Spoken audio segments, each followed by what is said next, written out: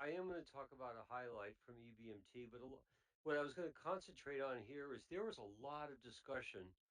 um, a lot of discussion about autoimmune disease and transplant. EBMT is definitely led the United States.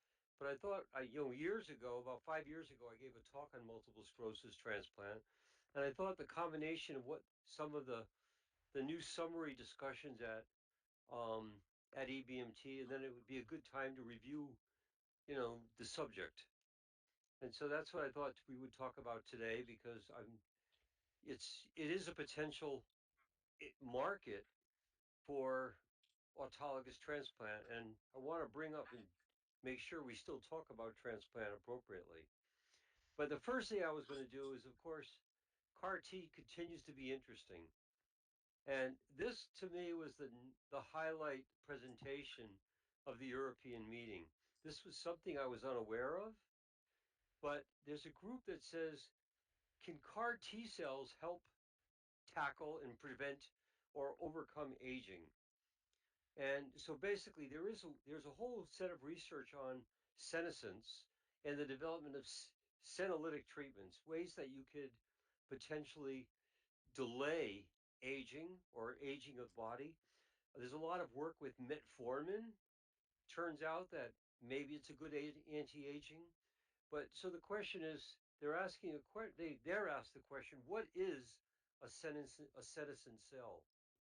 So what is senescence? A cellular senescence is irreversible. It is a unilateral direction toward, you know, end of cell life when, and it actually can be accelerated by cellular stressors. The cells can be metabolically active, but cells that are approaching senescence secrete a whole host of pro-inflammatory cytokines, chemokines, proteases, and these are termed senescence-associated secretory phenotype.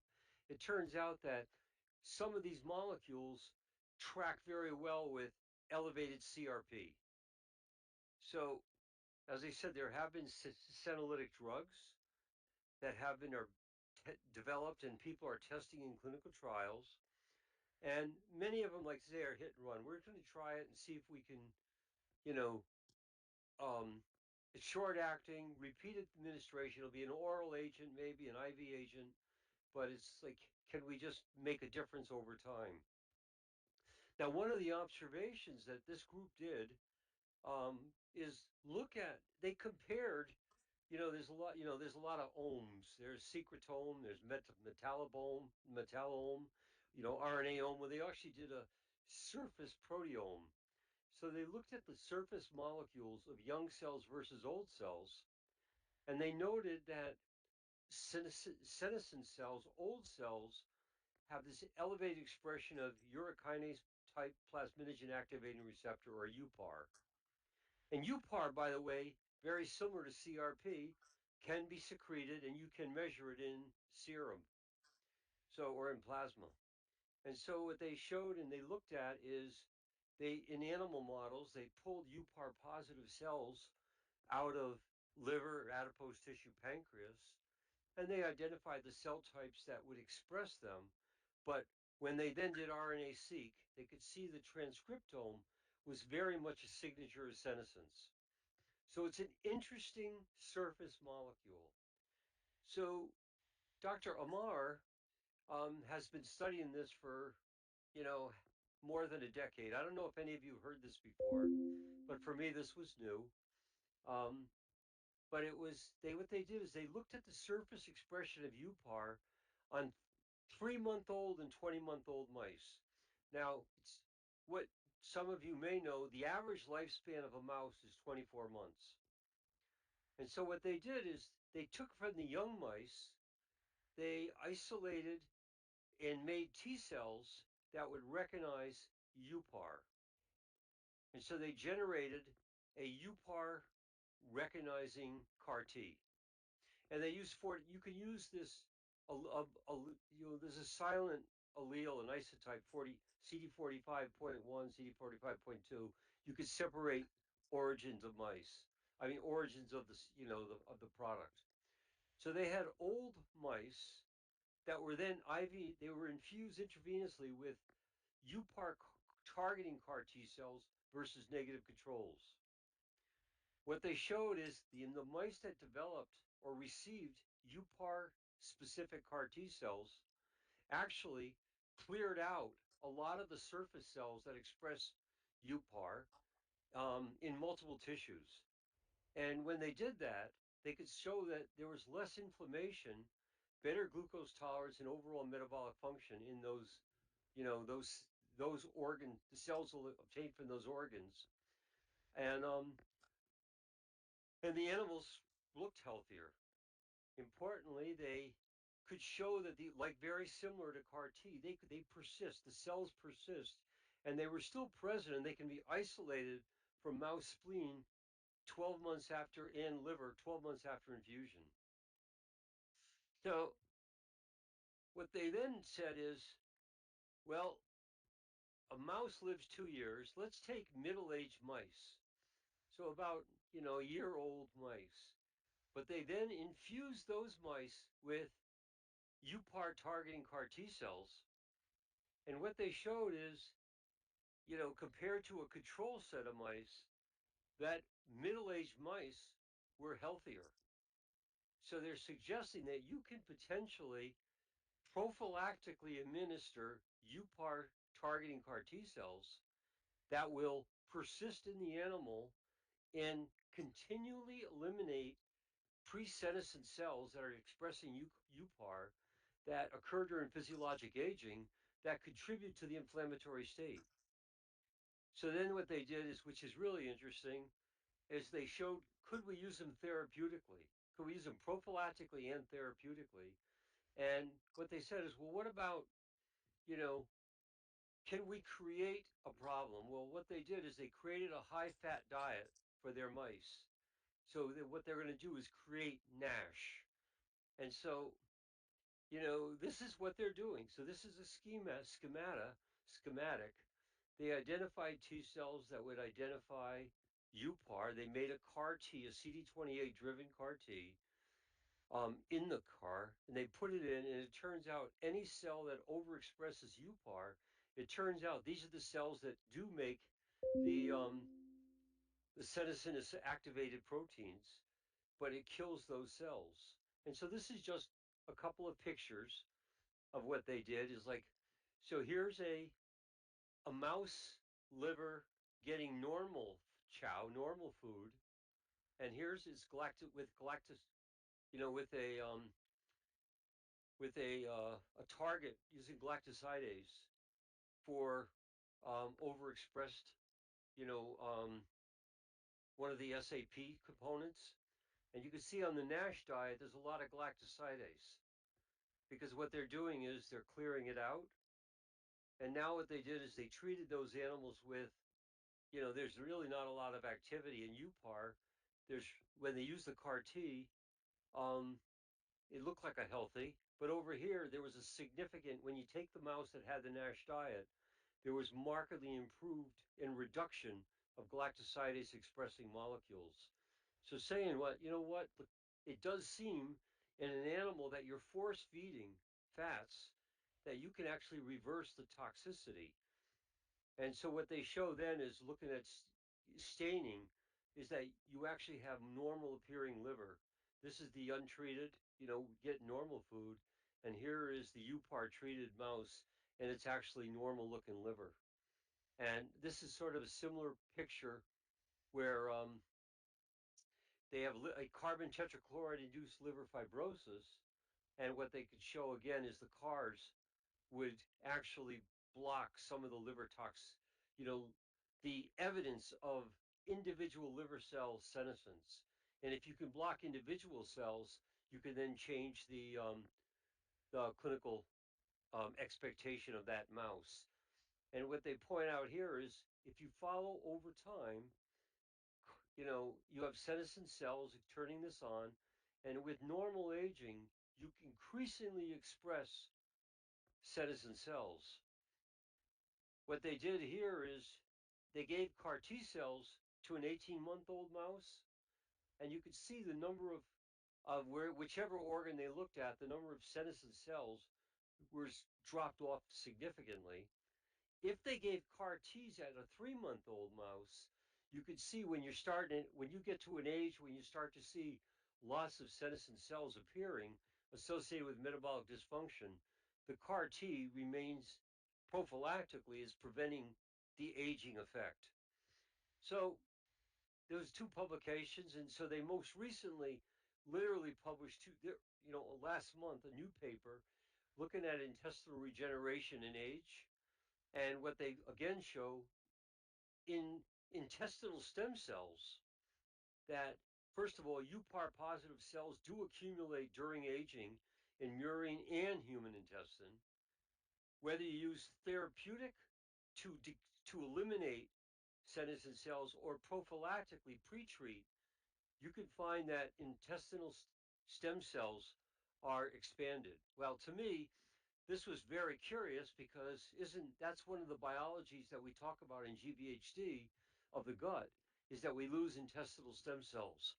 So I have kind of think that this could be, although they're concentrating on aging, many people have talked about that allogeneic transplant is a model for premature aging, and that maybe these type of tools may emerge in our field. So, anyways, I thought this was a short vignette, but to me, this was the most interesting and for me the a brand new bit of biology that I was totally unaware of. If you all are aware of it, I apologize for sharing or but I think for me this was kind of cool. So let me move to the substance of this, which is to talk about multiple sclerosis. And because again, Europe and EBMT has far outstrapped the United States in running trials and in management and accepting, transplantation for autoimmune disease. So MS is inflammatory. It's important to recognize it's an inflammatory disease because it's the inflammation you want to treat. Chronic degenerative multiple sclerosis with scarring may not be the best, target. We do see optic neuritis, we see intranuclear ophthalmoplegia, and you can have myelopathy if you have spinal cord lesions. And they're just showing here, these are what you typically will see on MR studies. You can see loss of myelin, and it's patchy. And it is pointed out that it's neurodegenerative. And you could say, here's a 31, this is an example from 31-year-old without multiple sclerosis, small ventricles, gyri are really robust. 36-year-old with relapsing remitting multiple sclerosis, you start to see there has to be some, cortical loss. This is a 36-year-old with big ventricles, and here's a progressive multiple sclerosis with, lots of loss of white matter and, enlarged ventricles. This is not what you typically would see in a 43-year-old. So they talk about the natural history of multiple sclerosis. You go from a normal to moderate disability to the point it's hard to walk, you know, 500 meters. Then you need assistance, and then you go to a wheelchair. Highly active. Where do you want to interact? Is you want to act here. You want to act when you have inflammation, because if you could shut down the inflammation, you should be able to block the disability. And because aggressive, progressive um, is often a scarring, and you can't reverse that. So it's important to recognize this. And one of the points that show up is when should you do procedures? A lot of the folks believe it's in this period right here. When you've got a and there's the EDSS, which I'll show in a minute, that has a predictive capabilities of when within 18 months, you're going to go from walking with assistance to wheelchair bound. That is the key time to engage. When you look at the different subtypes in disease course, 85% of patients, if you look at time and disability, a lot of patients will go through, have relapsing remitting. It's the most common. Secondary progressive is, you know, you'll see that's like the end stage or the later stage of relapsing remitting, 50% of patients within 10 years. Primary progressive to end stage is a very small percent of patients. And this is, basically progressive non-relapse or non-remitting, and that's a very small percent. But that's a group that never will have a benefit from auto transplant. These three groups, people believe, are targets, with this being probably the most beneficial because that's where you have the most amount of inflammation. Um, this is another diagram of, you know, you could see relapsing remitting disease, very inflammatory, a lot of constant emergence of inflammatory lesions on MRI. When you get to secondary progressive, your imaging may not change, but what you have is a lot of die-in tissue, and you end up losing CNS tissue without the inflammatory component. So at this point, an auto transplant may not be as beneficial. And so this is what you want to this is the time, the sweet spot to engage. The symptoms you look for are motor weakness, imbalance in coordination. If our patients having spasticity, numbness, sensory loss, visual loss, swallowing is a big issue for a lot of people. Obviously, bladder and bowel dysfunction, and then a lot of people talk about the CNS and cognitive events where people start to have trouble processing. And really, really late multiple sclerosis, they use the term labelle indifference, which is, you're really debilitated, but you don't care. You really are so, your affect is is basically not connected to your clinical situation. It's very much like a dementia. And so there are lots of therapies for multiple sclerosis that have developed in the last 30 years. Many of them, beta interferon was the very first agent. We hardly see that used anymore, but a lot of them are in green are injectables, yellow is infusional, and oral therapies are emerging increasingly. I'd point out a couple of them that are, the multiple sclerosis audience or the physicians learn from the hematologists.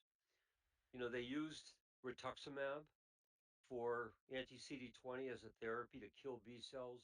They used mitoxantrone, which is became actually approved for multiple sclerosis. Cyclophosphamide also was used and tested, but it's never going to take to the point that they've gotten an FDA label for Cytoxan, but it's an absolutely appropriate therapy. I'd also point out Lemtrada. I think, Dr. Serpol probably, remembers this, or this is alemtuzumab. It basically, takes out all leukocytes, CD52 antibody. Um, it used to be the number one label or the one of the best therapies we had for CLL, chronic lymphocytic leukemia. It turned out the company actually took it off the market for CLL and remarketed it for multiple sclerosis. So they reduced the treatment dose by 150 by almost 200% from 30 milligrams to 12 milligrams, but raised the price fourfold for an administration. And that's Lemtrada. I think some of these are, um, as you point out, three of these are CD20 antibodies. And interesting is the fingolimab is these are sphingosine phosphate agonists that actually block trafficking. And they've interestingly, in the world of transplant, these have been tested as for GVHD control. And now Priather is a company out of Germany that has a study where the goal is improved graft versus leukemia, because by blocking trafficking with one of these IMODs, you can actually, and they use macrolomide is their drug. They're hoping that T cells will stay in the marrow and give a better anti-leukemia effect for patients getting through allogeneic transplant. So these are the mechanism of action, as well. We just talked about CD52. This is going to be looking for um, remission induction with disease modifying agents. And NEDA, now I'm blanking on what it means for a second. It'll come back to me. I wrote it down elsewhere. Um, uh, yeah, but you have integrin inhibitors. You have CD20. Cladribine is like fludarabine. It's a purine analog. One sec. Come on. It's not cooperating. All right. So this is a very good review. John Snowden is in London at Oxford. He's been one of the leaders in Europe in multiple sclerosis work, and written and published a lot on it and studied this. This is a well-written review. So they think, where's the biggest need? The biggest need is in resistant relapse and treatment resistant. Certainly, if you fail 2 lines of therapy, you're felt to be a candidate for auto transplant. If you fail 1 line with really aggressive disease, you also can be considered for an autologous transplant. One of the big issues is, for a long time, there was no randomized controlled trials comparing a transplant to a high efficacy biologic. So points out the steps. Now, one of the differences with autoimmune disease is that when you mobilize stem cells, you typically do not do GCSF and Plixofor alone. Most people will use Cytoxin or chemomobilization with Cytoxin and GCSF, because the Cytoxin, most of these patients have been treated with B-cell agents before. They've had CD20, they've had rituximab, they've had, acrelizumab, and so they've been B-cell depleted. There's no question that T cells are involved in the disease, and that there's particular V beta families that are known to be associated um, with multiple sclerosis. So now we're going to start to concentrate on T cell therapies. So you have the Cytoxin and GCSF. The Cytoxin starts to deplete T cells. You collect your cells. Some folks will do a CD34 selection. Some will just preserve the standard peripheral blood stem cells, and then they will repeat. So when you do a 34 selection, that's an ex vivo depletion. However, many more trials actually use ATG right at the time of during the conditioning, because ATG will be an in vivo T cell um, depleting agent. So, and the goal here is, if you kill off the clone, when you reconstitute your immune system, you may not necessarily have a full repertoire return. And we've seen that with CAR T cells, and that's what we're seeing with autoimmune autologous transplant, is that the stem cells, as they particularly as your stem cells re-expand and your marrow function starts to repopulate your lymphoid pools, you may not repopulate the autoimmune pool. And I'll point out that the older you are, that you lose they say a log worth of T cell of pre-thymic T cells for T cell maturation. If you look at TREC, it drops significantly over time. And so by the time you're 60, you have no effective new T cell generation. So if you deplete T cells, you're not going to have any new disease forming T cells. Same thing with B cells, though, is if you establish a clone that is involved with the autoimmune disease and you eliminate those clones effectively, your marrow is constantly making pre-B cells.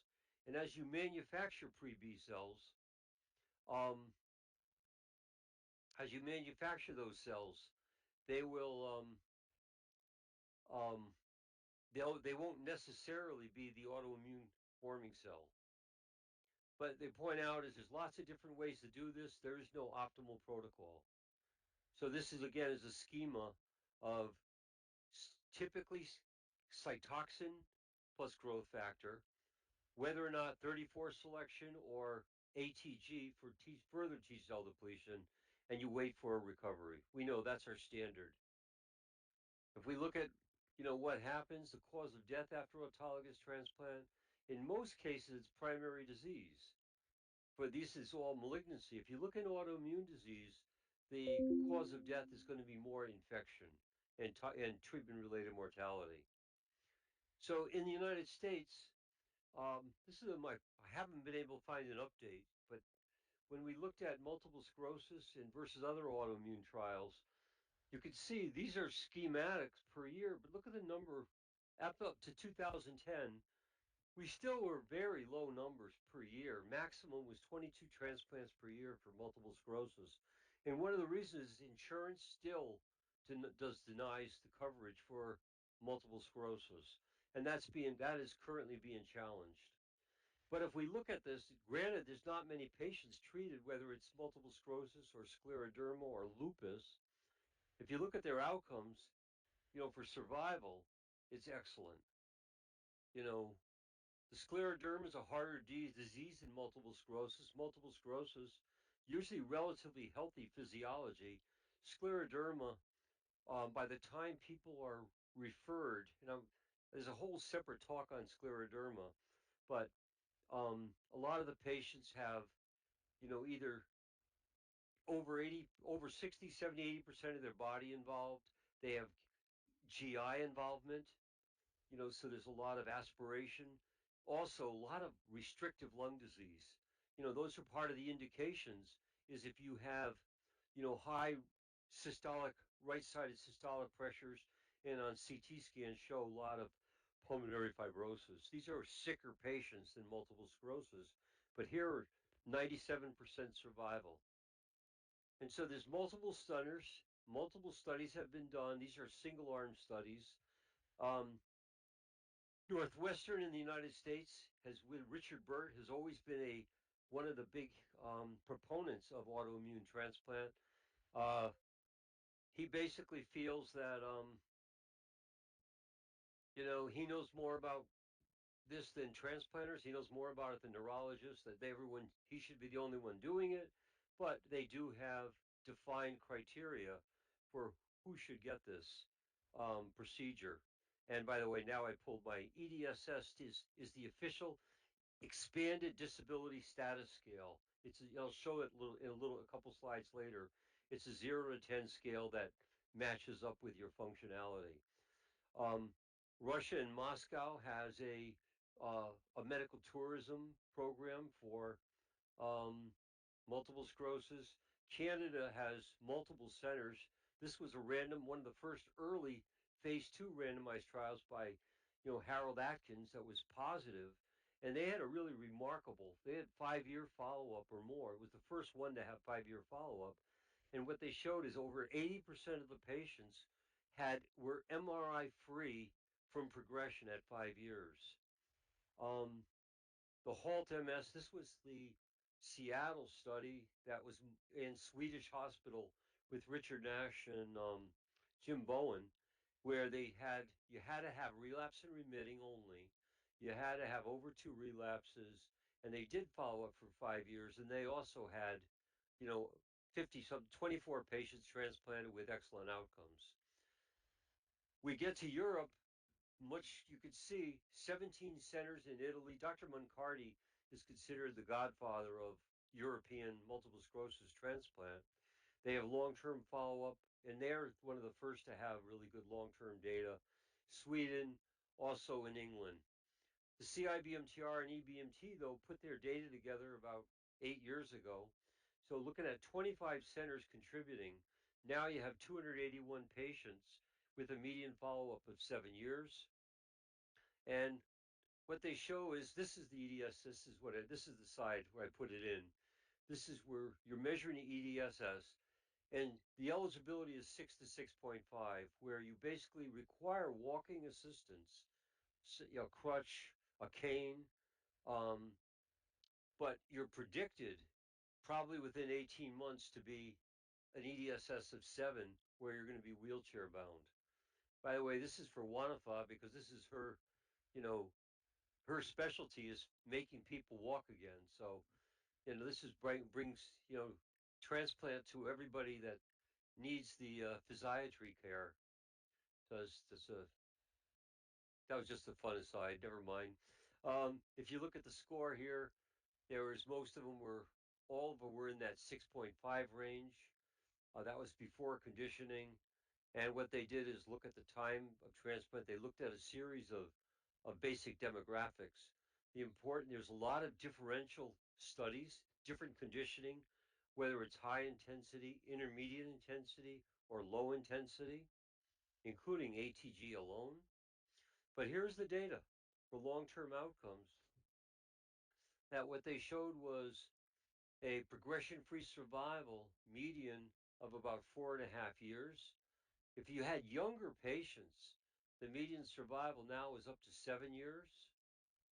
If you have you can see now the difference. Primary progressive did absolutely poorly. Median survival there was about, well, not bad, but there weren't many points, but none of those patients had a long-term benefit.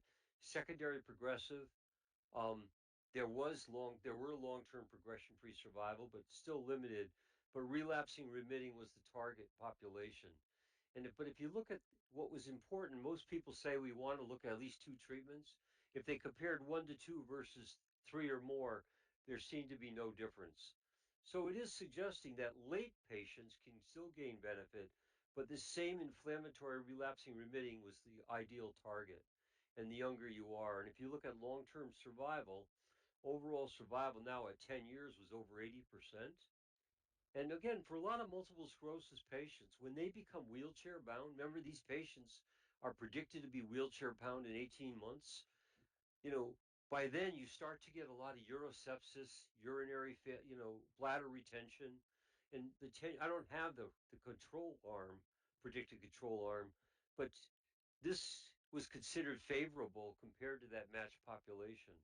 And you can see here on this scoring system, even those advanced EDSS scores, they definitely did worse overall, but still, 80% alive. So when they look at long-term outcomes, what was statistically significant, young age, lower EDSS score, and that high versus low intensity didn't seem to, made it in for progression-free survival, no benefit, but for overall survival, that just barely became, relevant. Otherwise, nothing else jumped out.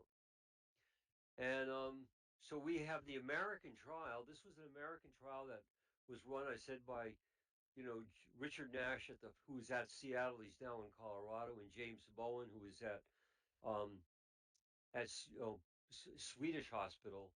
And what they showed, again, small numbers, but again, at long term, they use the beam regimen. So they use the intermediate intensity regimen, and they could show that, again, very excellent. This is no event.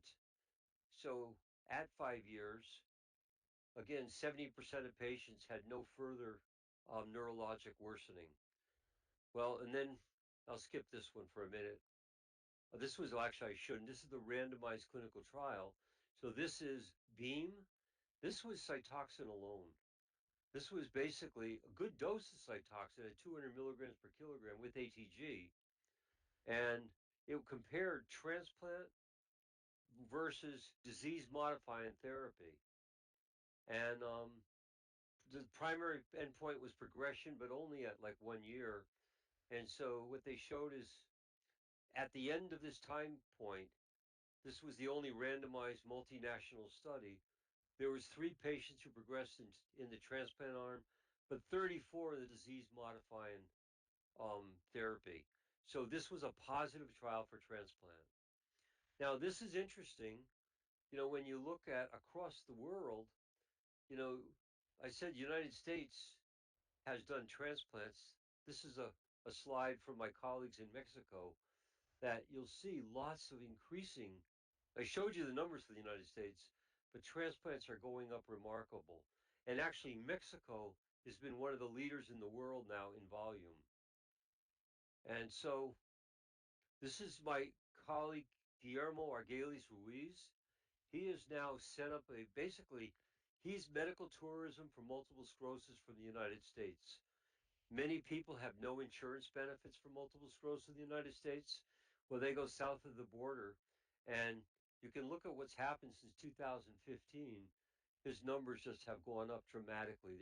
He's doing over 100 something multiple sclerosis transplants a year. He takes a cytoxin only approach. So he's now performed, this is his total transplant numbers, but 2,400 transplants. But if you look for multiple sclerosis, and like I said, in the last decade, he's done 2,000 patients. It's his it is done inexpensively. It's completely outpatient. He does not freeze his peripheral blood stem cells. He does use cytoxin, and he does it in 2 blocks with rituximab. And I'll show you this. So these are slides he sent me. He gave this talk in Europe at EBMT 2 weeks ago. So these are his slides. But he shows that what he does is he used cytoxin up front as a one for the benefit of disease production reduction, but also to mobilize stem cells. He uses growth factors. He collects the cells, and immediately after collecting the cells, he starts a second course of cytoxin and with growth factor rescue, and he follows up with Rituxan at day 8. So he gives, 200 milligram per kilogram of cytoxin in divided doses, late onset Rituxan. It's a little different from Russia. Russia does cytoxin and fludarabine with late Rituxan. In Chicago with Richard Burt, he does basically cytoxin alone. So, and so again, his schedule, and so he's actually published a number of these showing that he takes his grafts, leaves it in 4 degrees. He doesn't try to freeze it. That saves money. It also saves liquid nitrogen. And he's now, his difference is he does look for an EDSS score of 7 or left. They have to have been off prior immune suppression. They have to be off for at least 3 months. He does take, you know, primary and secondary progressive.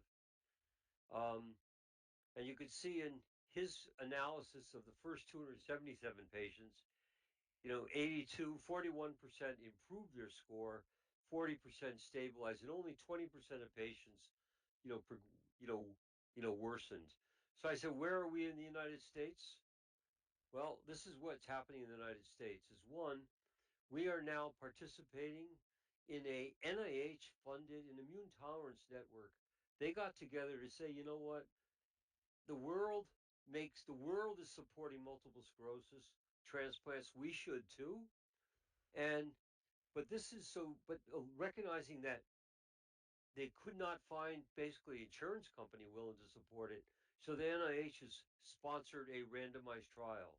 They're randomized in a 1-to-1 ratio. They're looking for 144 patients.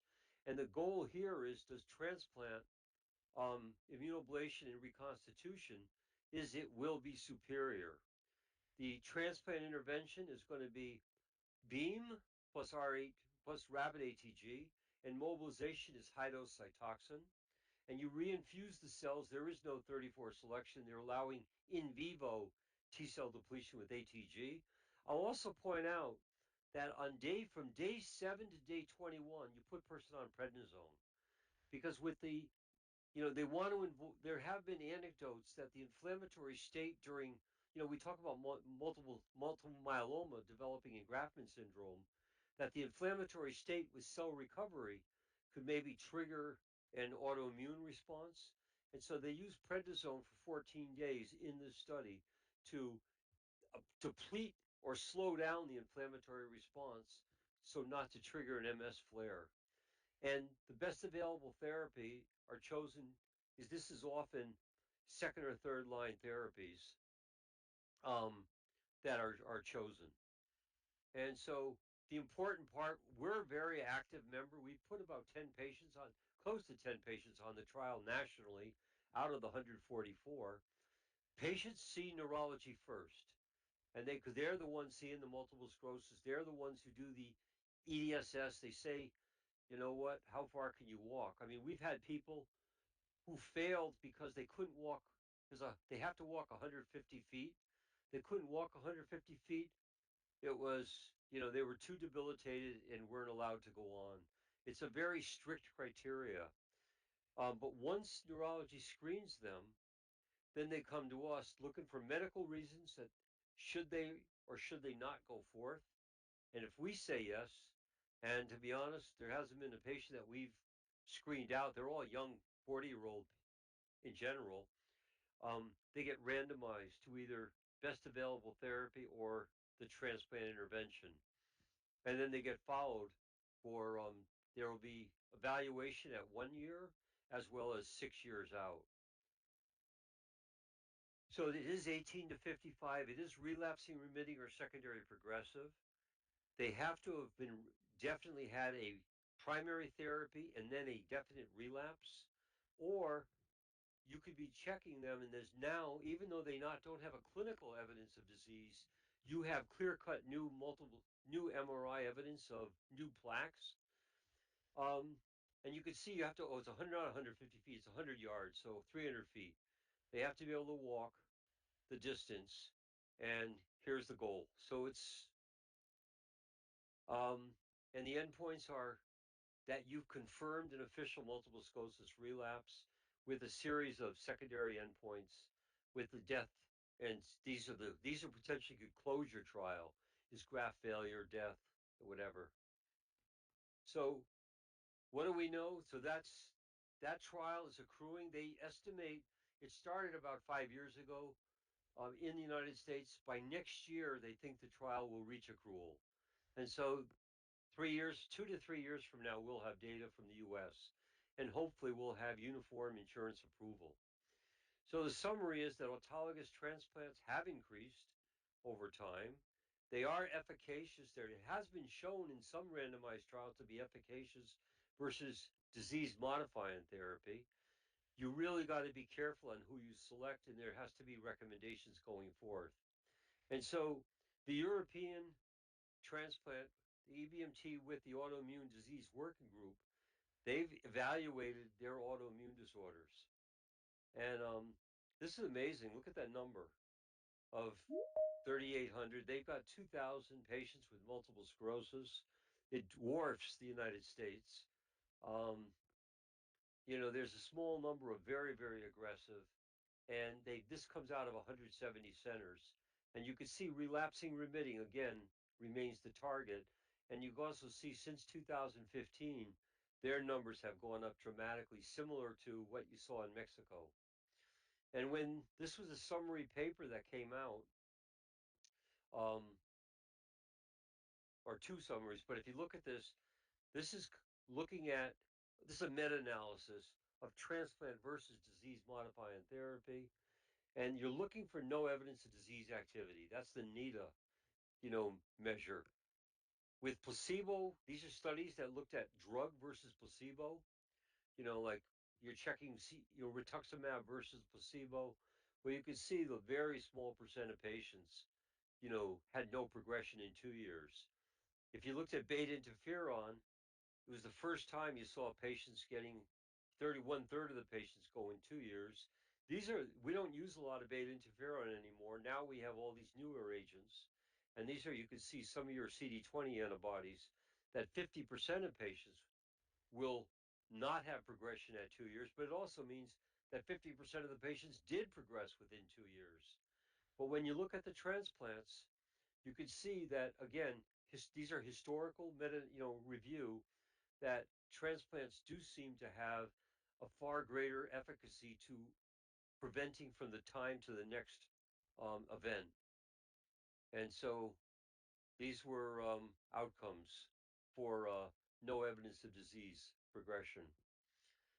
So who's the profile? This came out of this group here. Relapsing, remitting, recent inflammatory. If you've had a relapse in the previous 12, you don't want to wait. You want to try and get them in early. Or if you have an MRI inflammatory activity, again, you don't want someone who has no MRI activity, who just has secondary progressive and burnt out multiple sclerosis. Younger and shorter disease duration, low to moderate disability do not, the scores up to 6 or 6.5. Patients, again, inflammatory activity should highlight your interest.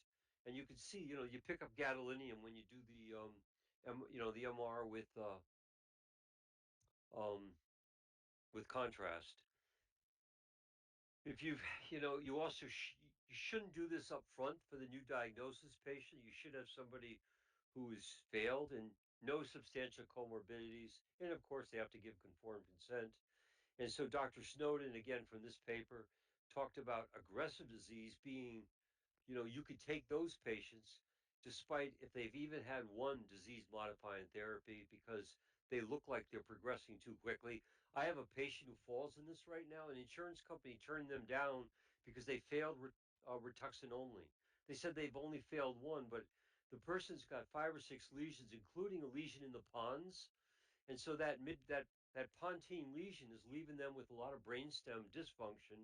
She's already has bladder dysfunction. She's already needing a wheelchair for longer ambulation, and has a lot of dysarthria with speech.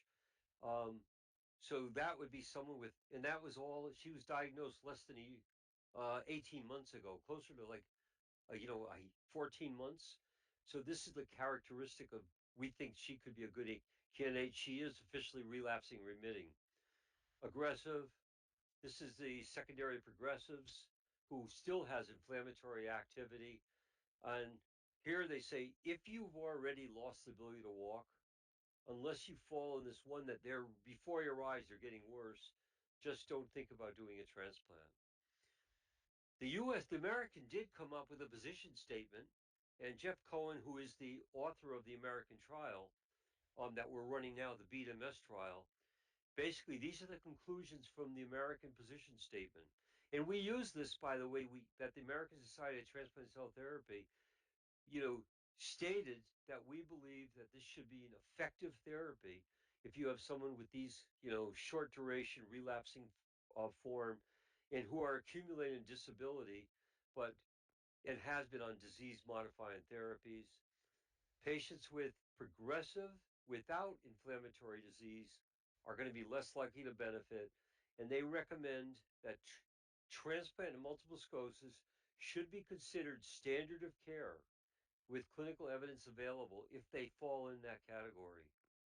So we use this with some insurance companies. This has been effective. Some insurance companies still don't cover it. And so the current guidelines was just published in earlier last year. There's a it's a the Greco paper was published. I think it was September 2025. These are the current guidelines for everything from malignancy, non-malignancy, non-malignant disorders like aplastic, a very detailed summary of guidelines. And so I just point out this is their autoimmune section. But if you look at multiple sclerosis, so what this is, you can see these are allo versus, you know, um, auto versus CAR T. So we're going to focus on autologous transplant. D is developing data, great evidence 3. For MUD, they're saying they cannot recommend it. That's a generally not recommended is GNR. S is standard of care. Autologous transplant for this relapsing remitting is a standard of care and should be offered. And they believe that CAR T across these are developing. If you look at um, progressive multiple sclerosis that or aggressive, you know, multiple sclerosis for auto transplant, that is should be a clinical option. They don't have the randomized data like they do for relapsing, remitting, failing DMT, but they think there's enough evidence. It's level evidence 2 that you can offer it. However, if you have progressive without an intervention, they don't recommend that at all. That's a generally not recommended. So we have this table, and then of course you can look. The only level evidence 1 in autoimmune is going to be multiple sclerosis, relapsing, remitting, and systemic sclerosis also. And there's also a really detailed criteria of how you identify the patient with systemic sclerosis. And like I said, I collected some information on that too, but I also know there wasn't going to be time to do all of this. And I thought I haven't really done a comprehensive snapshot of a disease for some time. And I know we've never talked about multiple sclerosis. So I thought I would bring that forward to this discussion because it was very much because of those EBMT guidelines that were published in September, the autoimmune there was really a lot of discussion of autoimmune at EBMT.